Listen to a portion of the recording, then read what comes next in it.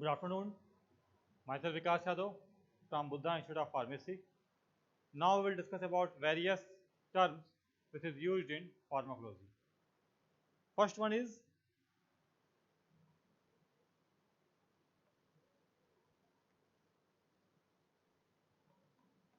drug tolerance.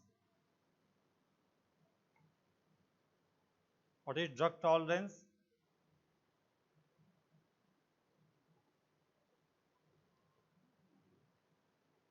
Drug tolerance का मतलब क्या हुआ? ड्रग टॉलरेंस कहने का मतलब ये हुआ कि आप किसी दवा से कोई एक रिस्पांस चाह रहे हैं, उसके लिए आपको एक डेफिनेट डोज दी जा रही है। तो शुरुआत में हम ये देखते हैं कि एक फिक्स डोज से आपको स्पेसिफिक रिस्पांस आ जा रहा है, लेकिन जब हम उसी दवा को बार बार यूज करते जाएंगे तो एक समय ऐसा आएगा कि जब हमें उसी रिस्पांस को अचीव करने के लिए हाई डोज की रिक्वायरमेंट है। This is known as drug tolerance. It means drug tolerance का मतलब ये होता है कि आपको एक स्पेसिफिक रिस्पांस को अचीव करने के लिए दवा की ज़्यादा डोज की ज़रूरत पड़ जाए। सपोज दैट आपको बुखार था और कोई एक दवा थी ए, उस ए दवा के 100 mg से आपका फीवर पहले उतर जा रहा था, लेकिन बाद में क्या हुआ कि उसी उतने ही अब आपने उस दवा का बारंबार यूज करना शुरू कर दिया कि जब भी बुखार हो रहा है तो आप उसी दवा का यूज कर, जब भी बुखार हो रहा है तो आप उसी दवा का यूज करेंगे। तो एक समय बाद आप देखेंगे कि आपको बुखार उतारने के लिए अब 100 mg के बजाय 150 mg या 200 mg की जरूरत पड़ रही है। उसी बुखार को उतारने के लिए, उतने ही बुखार को उतारने के लिए आपको दवा की डोज को बढ़ाना पड़ रहा है। Means increasing the amount of drug for achieving a specific response is known as drug tolerance. अब जब भी हम ड्रग टॉलरेंस की बात करते हैं, आप लिखेंगे require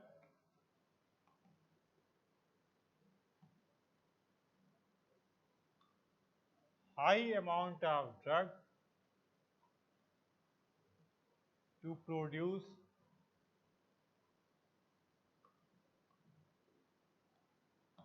specific response is known as drug tolerance. Drug tolerance का एग्जाम्पल क्या क्या है?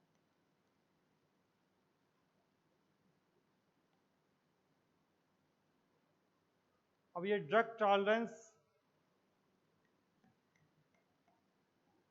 कुछ तो ड्रग टॉलरेंस होता है नेचुरल,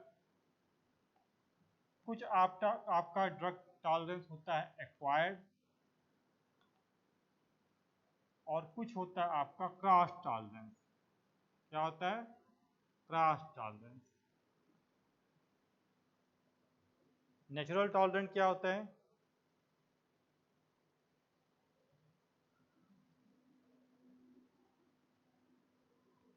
जैसे rabbit is not responding to atropine due to its genetic pattern.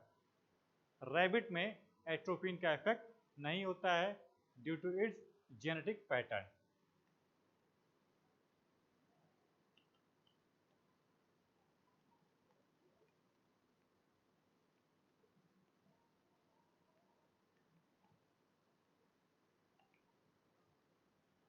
It is a type of natural tolerance.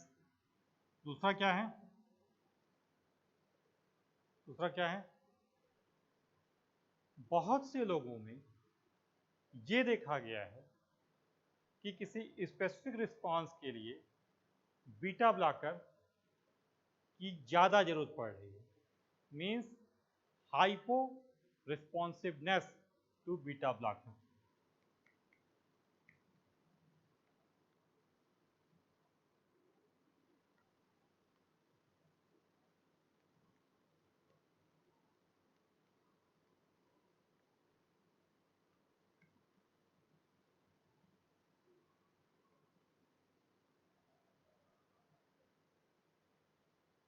Hypo responsiveness to beta blocker.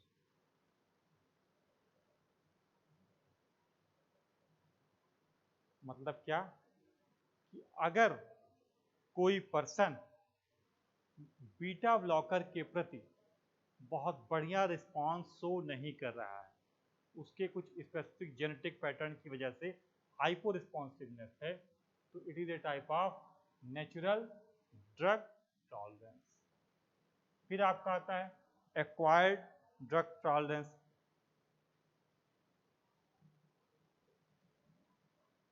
Acquired drug tolerance का मतलब क्या हुआ? इसका एग्जांपल क्या क्या है? Best example is alcohol. दूसरा example क्या है? Anti depressant. तीसरा एग्जांपल क्या है? CNS stimulant. चौथा example euphorbia, euphoric nature of morphine. तो किसमें आएगा? Acquired drug tolerance. किसमें आएगा? Acquired drug tolerance. Analgesic nature of certain drug. जैसे पहले क्या होता था कि हम देखते थे कि 500 mg PCM देने पे काफ़ी पेशेंट्स को बुखार में आराम मिल जाता था, या किसी स्पेसिफिक दवा का कम अमाउंट में आराम मिल जाता था। बाद में जब उसका बारंबार यूज शुरू किया गया फ्रिक्वेंटली, तो देखा गया कि अब हमें थोड़ा हाई अमाउंट देना पड़ रहा है। अल्कोहल, जैसे शुरुआत स्टेज में ये देखा जाता है कि जो लोग अल्कोहल का यूज शुरू करते हैं तो थोड़े से अमाउंट में ही उनमें रिस्पॉन्स आता है, लेकिन बाद में वही रिस्पॉन्स आने के लिए हाई अमाउंट ऑफ अल्कोहल की जरूरत पड़ती है। It is a type of acquired drug tolerance. Anti depressant में देखा गया कि बहुत सी दवाएं ऐसी हैं जो शुरुआती स्टेज में कम डोज पे जिनसे जो एंटी डिप्रेसेंट रिस्पॉन्स मिल रहा है, अब अगर पेशेंट उन दवाओं का लंबे समय तक इस्तेमाल करे तो एक समय के बाद उन्हीं दवाओं की हाई अमाउंट रिक्वायरमेंट होती है फॉर एंटी डिप्रेसेंट एक्टिविटी। ऐसे तीसरा आपका क्या? CNS stimulant. CNS stimulant again बहुत सी ऐसी ड्रग हैं जो सीएनएस स्टिमुलेंट के तौर पे यूज की जाती हैं, लेकिन लंबे समय तक यूज करने के बाद उनमें ड्रग टॉलरेंस डेवलप हो जाता है। ऐसे euphoric nature of morphine. Euphoria, euphoria क्या है? यूफोरिया का मतलब होता है सेंस ऑफ हैप्पीनेस। आप किसी एक स्पेसिफिक दवा का यूज करें और यूज करने के बाद आपको सब कुछ बहुत अच्छा लगने लगे, this is known as euphoria. Euphoria. तो मॉर्फिन में ऐसा देखा गया, मॉर्फिन का जो लोग यूज करते हैं यूफोरिक नेचर, तो लंबे समय तक यूज करने के बाद उनमें क्या डेवलप होता है? Drug tolerance. पता चला मॉर्फिन की पहले कम डोज से उनको अच्छा लगता था, बाद में वही मजा उनको मिलेगा मॉर्फिन के हाई डोज से। इसे हम क्या कहेंगे? Acquired drug tolerance. तीसरा आपका आता है क्या? Cross drug tolerance. Cross tolerance. Cross tolerance का मतलब ये हुआ कि किसी एक दवा का यूज करने की वजह से दूसरे दवा के इफेक्ट पे या उसके रिस्पॉन्स पे असर पड़े, तो उसे हम क्या कहेंगे? Cross tolerance. जैसे alcohol produce cross tolerance for barbiturates and anesthetic agent।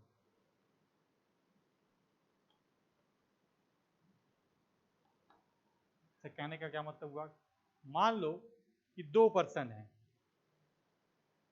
एक पर्सन ऐसा है जो अल्कोहल का यूज नहीं कर रहा है और एक पर्सन ऐसा है जो अल्कोहल का यूज कर रहा है। तो हम ये देखेंगे कि जो पर्सन अल्कोहल का यूज नहीं कर रहा है उसमें बारबिटोरेट्स और जनरल एनेस्थीसिया का एक्शन कम डोज पे ही आ जाता है और जो पर्सन अल्कोहल का यूज लंबे समय से कर रहा है उसमें बारबिटोरेट्स और जनरल एनेस्थीसिया का एक्शन हाई डोज पे आएगा। यानी कि अगर किसी अल्कोहलिक पर्सन की सर्जरी की जाए और उसे जनरल एनेस्थीसिया दिया जाए तो उसे नॉर्मल डोज की तुलना में ज़्यादा अमाउंट ऑफ अल्कोहल की रिक्वायरमेंट और ज़्यादा अमाउंट ऑफ जनरल एनेस्थीसिया की रिक्वायरमेंट होगी। इसे हम क्या कहेंगे, क्रॉस टॉलरेंस। क्या कहेंगे इसे हम, cross tolerance.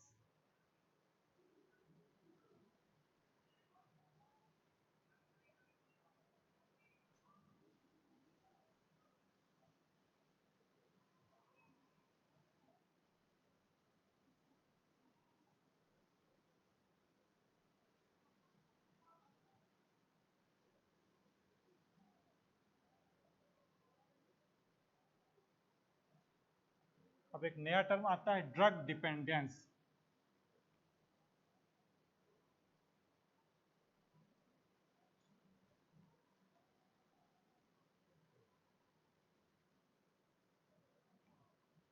Drug dependence, drug dependence कहने का क्या मतलब हुआ, ड्रग डिपेंडेंस कहने का मतलब ये हुआ कि एक ऐसी परिस्थिति आ गई कि आपको किसी एक खास काम को करने के लिए किसी एक स्पेसिफिक ड्रग की ज़रूरत पड़ रही है, बिना उस स्पेसिफिक ड्रग की मौजूदगी के आप उस स्पेसिफिक वर्क को परफॉर्म नहीं कर सकते। इसे हम क्या कहेंगे, ड्रग डिपेंडेंस। जैसे इसका मतलब सिर्फ यही हुआ, क्या इसका मतलब ये हुआ कि ड्रग डिपेंडेंस एक ऐसी कंडीशन है जिस कंडीशन में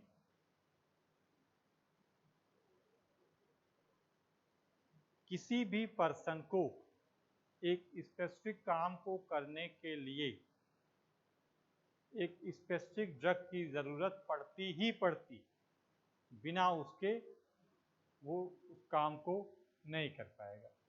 उसे हम क्या कहेंगे, ड्रग डिपेंडेंस। क्या कहेंगे उसे हम, ड्रग डिपेंडेंस। जैसे लंबे समय तक किसी एक ड्रग का यूज किया जाए तो फिर देखेंगे कि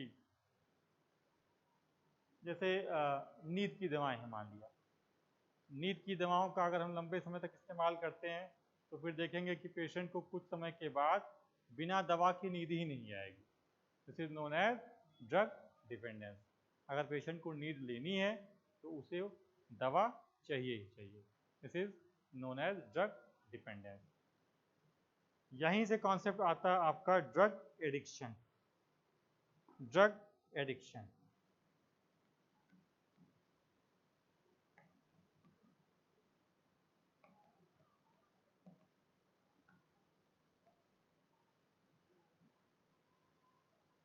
अब दोनों में अंतर क्या ये बताते हैं। ड्रग एडिक्शन, ड्रग एडिक्शन का मतलब ये होता है कि पेशेंट को ये एहसास हो जाए या स्पेसिफिक पर्सन को ये एहसास हो जाए कि बिना उस खास दवा के लिए मैं प्रसन्न रह ही नहीं सकता। A person is feeling that without intake of specific medicine the person cannot be happy. If a person realizes that without taking specific medicine he can't be happy, this is the condition of drug addiction.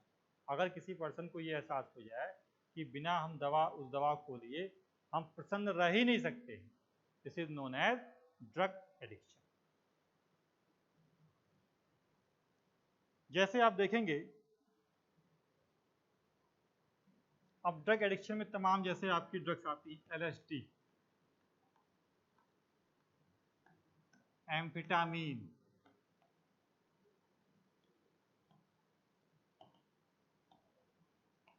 Anti anxiety drug,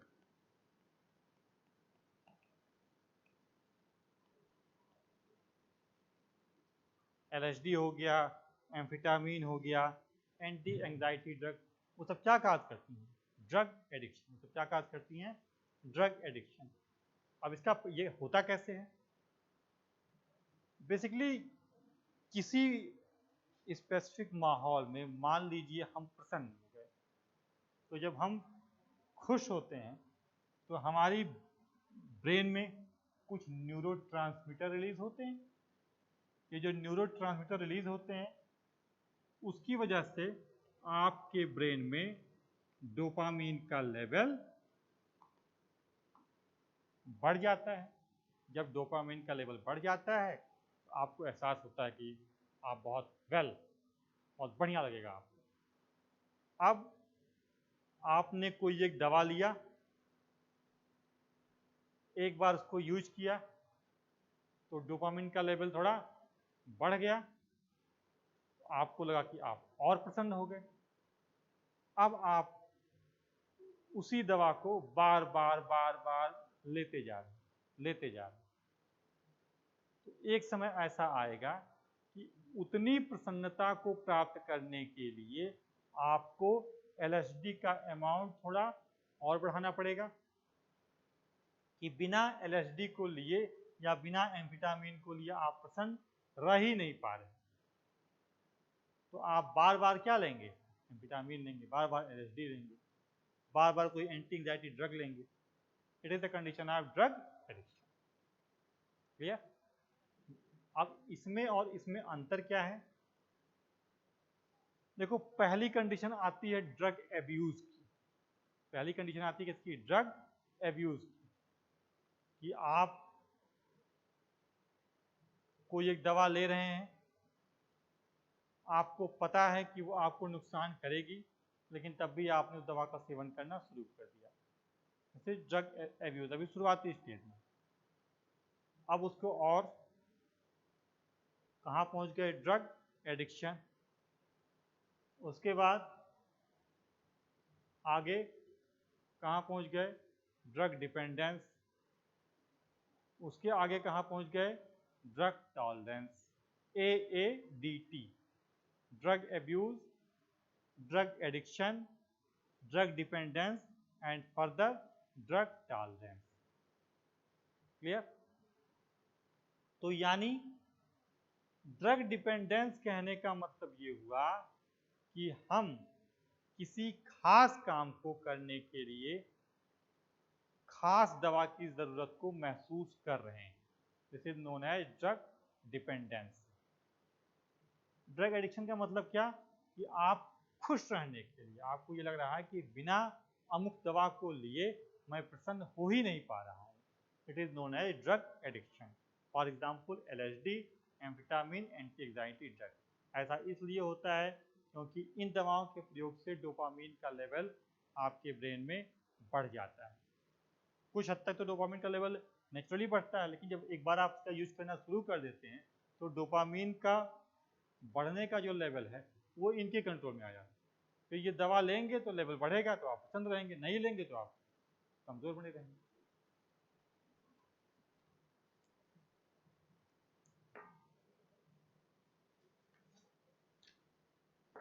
तो ये है आपका drug addiction, drug dependence, drug tolerance. इसके आगे हम आपको बताते हैं ड्रग एब्यूज के बारे में। What is drug abuse?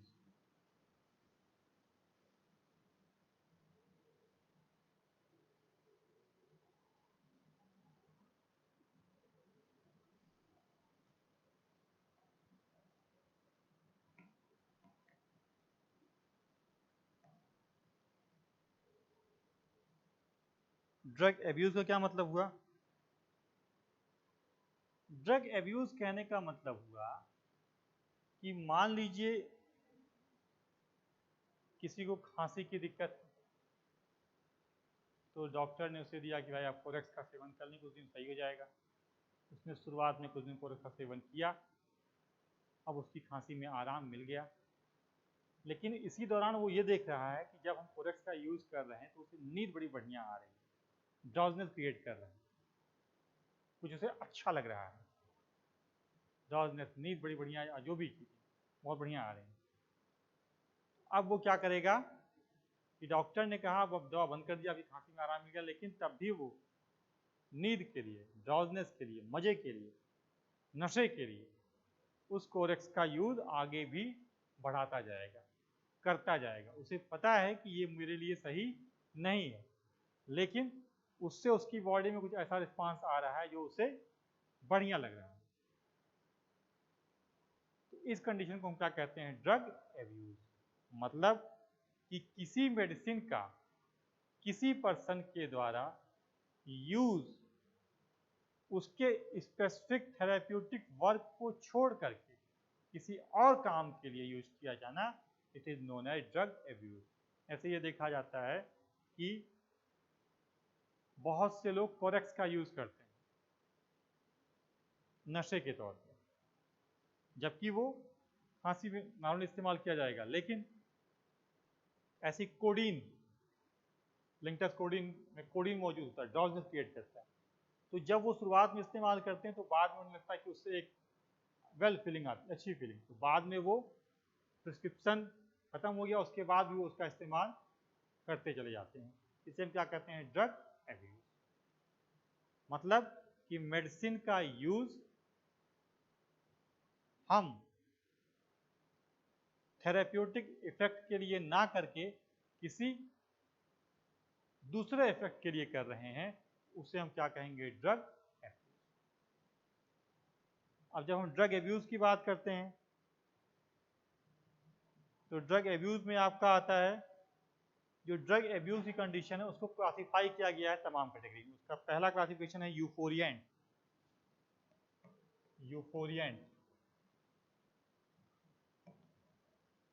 यूफोरिएंट drug abuse, जैसे कि मार्फिन हो गया, कोकीन हो गया, हेरोइन हो गया।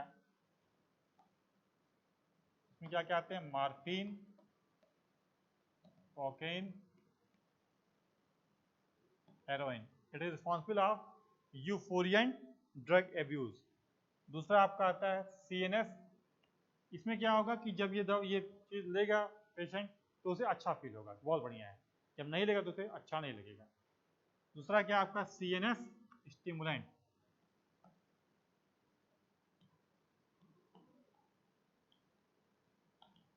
सीएनएस स्टिमुलेंट क्या आपका आता है? Cocaine, amphetamine.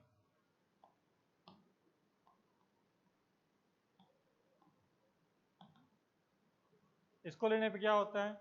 ये सीएनएस को स्टिमुलेट कर देगा, तो एक प्रोसेस होता है हैलुसिनेशन, कि आदमी को कुछ ऐसा चीजों का एहसास होने लगेगा जो रियल में है ही नहीं, एक वर्चुअल दुनिया में उसे मजा आने लगेगा। It's known as hallucination. किसकी? जैसे cocaine, amphetamine. It also get drug abuse. तीसरा आपका आता है डिप्रेसेंट।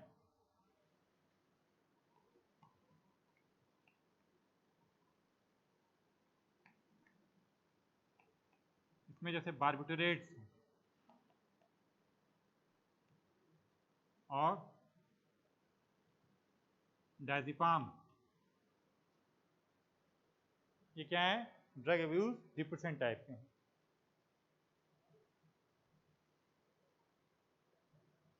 एक आपका आता है मिक्स्ड। मिक्स्ड काम क्या करता है? स्टिमुलेंट और डिप्रेसेंट। इसका एग्जांपल है क्या? मारिजुआना। ऐसे कोई मारिजुआना का सेवन करता है तो सबसे पहले स्टिमुलेट होगा ब्रेन और बाद में depressant activity. It is type of drug abuse. Last है आपका anabolic.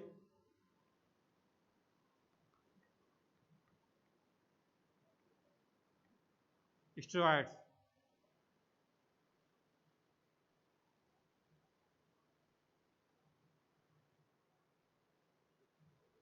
Anabolic steroids. Anabolic steroids में आपके क्या आते हैं? टेस्टोस्टेरोन। क्या आते हैं? टेस्टोस्टेरोन। एनाबॉलिक स्टेरॉइड्स या टेस्टोस्टेरोन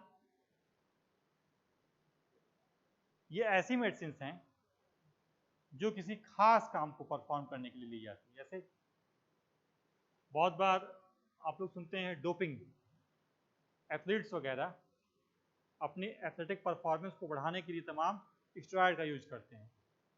ये भी किस में आता है? ड्रग एब्यूज में।